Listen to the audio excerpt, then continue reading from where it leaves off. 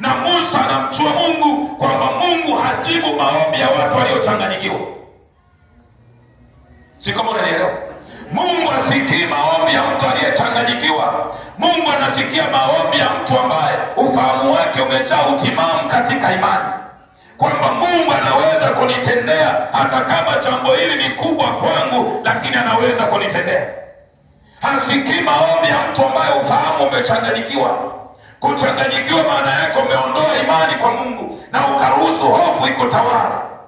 Hawa wana wa Israeli wameruhusu hofu, wakasahau matendo makuu ya Mungu ambayo aliyafanya Misri, wakasahau mapigo ambayo yalisababisha Farao kuwaachilia.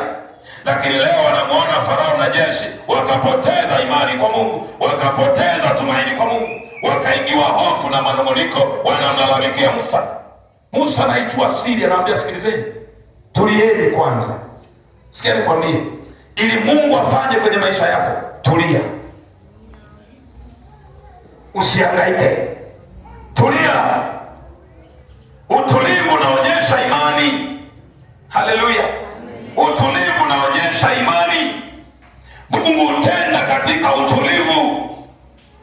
Mungu kabla hajatamka uumbaji, inasema roho wa Mungu alitulia juu ya vilindi vya maji. Alitulia. Sikia nikwambie, ili Mungu aibariki nyumba yako, anahitaji utulivu wa hiyo nyumba.